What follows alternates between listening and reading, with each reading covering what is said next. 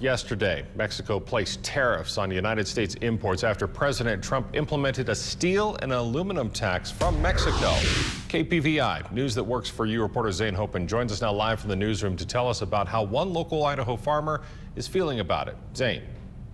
Thanks, Matt. Mexico is the #2 market for Idaho agricultural exports. So today I went to Mickelson Farms in Roberts, and initially they were a bit worried when they heard the news, but now they feel there's no need to worry just yet.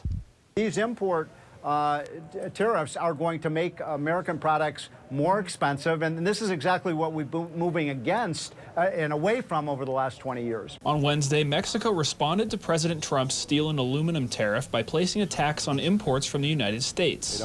Unfortunately for Idaho, those exports will include potatoes and dairy products.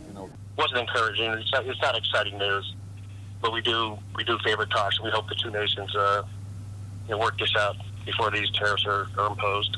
So if the tariffs are imposed, exactly how will it affect Idaho's first-class farming and agriculture system? Idaho is the #1 potato-producing state in the United States. They're also top 5 in dairy.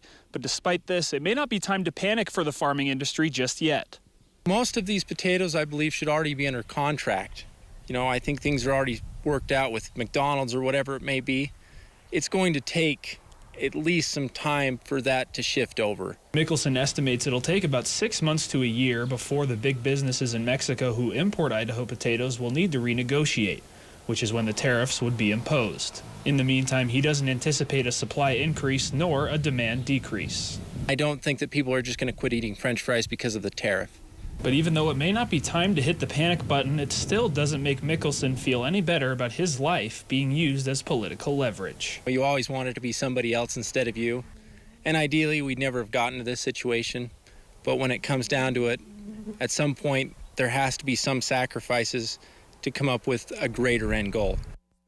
Idaho is obviously known nationwide for its potato production, but it's also important to keep in mind about 1/3 of Idaho's agricultural exports are dairy.